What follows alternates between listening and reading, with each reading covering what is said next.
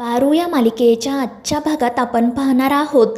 आदित्य आणि मोहन धावतच घरी येतात आणि अहिल्याची तब्येत बिघडली आहे हे बघून ते दोघेही जण खूप घाबरतात. आदित्य अहिल्याला शुद्धीवर आणण्याचा खूप प्रयत्न करतो, पण ती काही डोळे उघडत नाही. त्यामुळे सगळ्यांचीच काळजी वाढते. मग तितक्यात पारू साखर पाणी घेऊन त्या ठिकाणी येते. आदित्य अहिल्याला साखर पाणी पाजतो आणि मग त्यानंतर डॉक्टरसुद्धा घरी येतात. ते अहिल्याला व्यवस्थितपणे चेक करतात. आदित्य त्यांना अहिल्याला नेमकं काय झाले हे विचारत असतो, तर डॉक्टर सांगतात की काळजी करायची काही गरज नाही आहे. अहिल्या मॅडम आता ठीक आहेत. त्यांना डिहायड्रेशन झालं होतं आणि बरं झालं तुम्ही त्यांना सगळ्यात आधी घरगुती औषध दिलं. आता थोड्या वेळाने त्यांना काहीतरी लिक्विड देत जा. आणि त्याचवेळी मग पारू सरबत घेऊन त्या ठिकाणी येते. डॉक्टर पारूला अहिल्याला सरबत दे असं सांगतात आणि मग त्यानंतर प्रिया पारूच्या हातून ग्लास घेते आणि स्वतः अहिल्याला सरबत पाजण्यासाठी जाते. मात्र अजूनही अहिल्याने डोळे उघडलेले नसतात आणि मग त्यानंतर आदित्य तिला हाका मारतो आणि मग ती डोळे उघडते आणि ठीक असल्याचं सांगते. प्रिया तिला सरबत पाजते, पण हे सगळं बघून दामिनी घाबरलेली असते. तर दुसरीकडे आदित्यसुद्धा पारूवर खूप चिडलेला असतो. तो तिला विचारत असतो की आईची अशी अवस्था कशी काय झाली, ती चक्कर येऊन कशी काय पडली, पण पारू काही उत्तर न देता खाली मान घालते. मग आदित्य हाच प्रश्न दामिनीला विचारतो, तर दामिनी खूपच घाबरते आणि तीसुद्धा आदित्यला काही उत्तर देत नाही. तर प्रिया मध्येच म्हणते की आदित्य सर, आम्हाला प्रश्न विचारण्यापेक्षा जिच्यावर तुम्ही अहिल्या मॅडमला सांभाळण्याची जबाबदारी दिली होती तिलाच विचारा. आणि मग दामिनीसुद्धा लगेच म्हणते की हो आदित्य, या पारूलाच विचार. तिने दिवसभर ना वहिनींना काही खायला प्यायला दिलेलं नाही आहे. आणि ते ऐकून आदित्य तर अजूनच चिडतो. तर अहिल्या त्याला म्हणत असते की बाळा, आता मी ठीक आहे. असं सणासुदीच्या दिवसात तू डोळ्यात पाणी आणू नको आणि तुम्ही असे चेहरे पाडून बसू नका. मला थोडं बरं वाटलं की आपण लक्ष्मीपूजन करूयात. आणि त्यावर सगळेच जण हो म्हणतात. आदित्य सगळ्यांना सांगतो की ताबडतोब बाहेर या, मला तुमच्याशी बोलायचं आहे. आणि मग ते सगळेजण तेथून निघून जातात.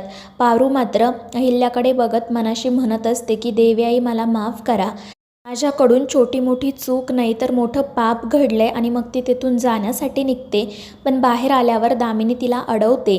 ती पारूला धमकी देत म्हणते की बाहेर गेल्यावर आदित्य तुला विचारेल की तू असं का केलं, आणि जर त्यावेळी तू माझं नाव घेतलं ना तर याद राख, मी तुला सहजासहजी सोडणार नाही. आणि मग त्यानंतर आदित्य त्या सगळ्यांना बोलावून घेतो. दामिनी तर नाटक करत म्हणत असते की ही पारू तर यायलाच तयार नव्हती, मी तिला कसं बसं इथे आणलंय, आता तू तिलाच विचार. तर प्रियासुद्धा आदित्यला म्हणत असते की हो आदित्य सर, तुम्ही पारूलाच विचारा की ती आज अशी का वागली येते. तर प्रीतम म्हणतो की प्रिया मॅडम, तुम्ही पारूवर अविश्वास का दाखवताय. तर प्रिया म्हणत असते की प्रीतम सर, मी तिच्यावर अविश्वास दाखवत नाही आहे. मला माहिती आहे तिचा अहिल्या मॅडमवर किती जीव आहे, पण ती आज जे काही वागली ना ते समजण्याच्या पलीकडचं होतं. आणि मग ती सगळ्यांना सांगते की मी अहिल्या मॅडमसाठी जे ताट वाढलं होतं ते पारूने दामिनी मॅडमला नेऊन दिलं. आणि ते ऐकून सगळ्यांनाच आश्चर्य वाटतं. तर दामिनीसुद्धा लगेच म्हणत असते की हो ना, बहिणींना उपाशी ठेवून ही माझ्यासाठी जेवण घेऊन आली. बहिणी आजारी आहेत हे सुद्धा हिला कळत नाही का, की हिने हे सगळं मुद्दाम केलं. आणि मग ती पारूला जाब विचारू लागते. आणि त्यावर पारू काही बोलणार इतक्यात ती तोंडावर बोट ठेवत म्हणते की गप्प बस, एकही शब्द बोलू नको. आणि त्यावेळी मग प्रीतम मध्ये पडतो. तो म्हणतो की मला खरंच कळत नाही आहे तुम्ही पारूवर आरोप का करताय. ती निर्दोष आहे आणि तिचं आईवर किती प्रेम आहे माहिती आहे ना तुम्हाला.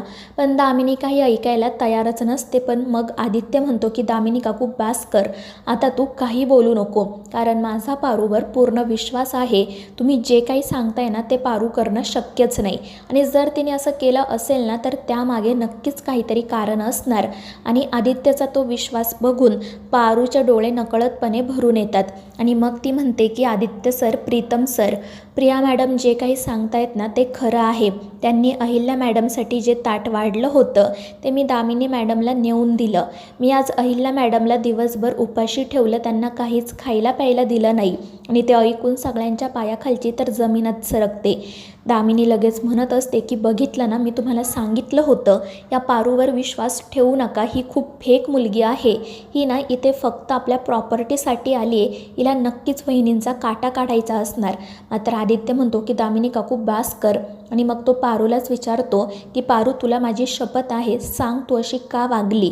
आणि मग शेवटी पारू दामिनीने तिला त्या व्रताबद्दल जे काही सांगितलेलं असतं आणि मग त्यानंतर तिने जे काही केलेलं असतं ते सगळ्यांना सगळं खरं खरं सांगते. त्यामुळे सगळेच जण दामिनीवर खूप चिडतात. तर दामिनी घाबरून म्हणत असते की ही पारू खोटं बोलते, पण कोणीही तिच्यावर विश्वास ठेवत नाही. मोहन म्हणत असतो की दामिनी माझ्या डोळ्यात बघून सांग काय खरं आणि काय खोटं ते. पण दामिनी त्याच्याकडे बघतही नाही. आणि मग ती नाटक करत म्हणू लागते की आदित्य, मागच्या वेळी तुझ्यावर किती मोठं संकट आलं होतं, त्यावेळी बहिणींनी तर दारोदार फिरून भिक्षा मागितली होती, तुझ्यासाठी व्रत केलं होतं आणि तुझी त्या संकटामधून सुटका केली होती. मग मला आता असं वाटलं की जर त्यांनी व्रत केलं तर आपल्या घरावर जे संकट येणार आहे ते टळेल. खरं तर मला हे गुरुजींनीच सांगितलं होतं आणि मीच ते पारूला सांगितलं. पण या पारूला स्वतःची अक्कल नाही का? मी काही सांगेल आणि ती लगेच हे सगळं करेल का? तर आदित्य आणि प्रीतम चिडून म्हणत असतात की दामिनी काकू, आई आजारी असताना तुला हे सगळं करताना काहीच वाटलं नाही का? आईला दर 2 तासांनी डॉक्टरांनी काहीतरी खायला सांगितलं होतं आणि तू तिला उपाशी ठेवलं. तर दामिनी म्हणत असते की अरे याबद्दल तर मला काही माहितीच नव्हतं. तर मोहन म्हणतो की दामिनी खोटं बोलू नको, मी स्वतः तुला फोन करून सांगितलं होतं. त्यामुळे मग दामिनी गप्पच बसते. तर प्रीतम म्हणत असतो की दामिनी काकू, फक्त तू माझी काकू आहेस ना म्हणून मी गप्प बसलोय, नाहीतर मी तुझं काय केलं असताना माझं मलाही माहीत नाही. आणि मग तो आणि प्रिया त्यातून निघून जातात. आदित्यसुद्धा खूप चिडलेला असतो. तो म्हणतो की दामिनी काकू, मी फक्त ना मोहन काकाकडे बघून गप्प बसतोय. आता तू हे जे काही वागली आहेस ना ते मी आईला सांगणार आणि मग आईच ठरवेल तुझं काय करायचं ते. आणि मग तो आणि पारूसुद्धा तेथून निघून जातात.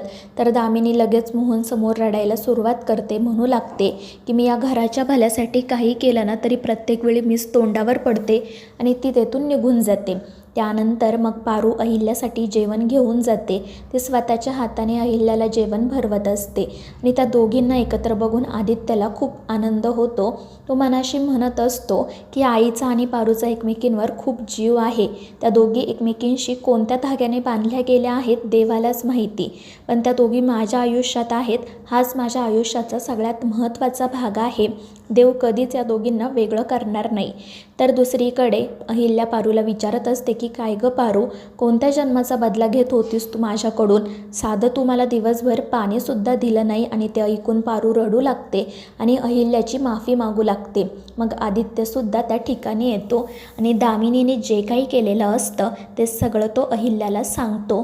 त्यामुळे अहिल्या डोक्यालाच हात लावते आणि मग ती पारूला समजावते की पारू, व्रतवैकल्य करण्यावर माझासुद्धा विश्वास आहे, पण ते करताना आपल्यातील अहंकाराची भावना आपण सोडून द्यायला हवी. सर्वश्रेष्ठ शक्तीसमोर आपण लीन व्हायला हवं. आणि हे सगळं करत असताना आपण देवासमोर कोणता व्यवहार करता कामा नये. म्हणजे मी अमुक एक व्रत केलं तर मला तमुक ती गोष्ट पाहिजे असं आपल्या मनातही येता कामा नये. आणि मग ती पारूला शांतपणे समजावते आणि तिला म्हणते की माझा तुझ्यावर पूर्ण विश्वास आहे. मला माहिती आहे की तू जे काही केलं ते मुद्दाम केलेलं नाही आहे. आणि त्यावर पारूसुद्धा रडतच हो म्हणते आणि अहिल्याची पुन्हा पुन्हा हात जोडून माफी मागते. तर अहिल्या म्हणत असते की बाळा, तू कोणतीही चूक केलेली नाही आहे, त्यामुळे तू माफी मागू नको. तर मित्रांनो, या मालिकेच्या पुढील भागांच्या अपडेटसाठी आपल्या चॅनेलला सबस्क्राईब करा.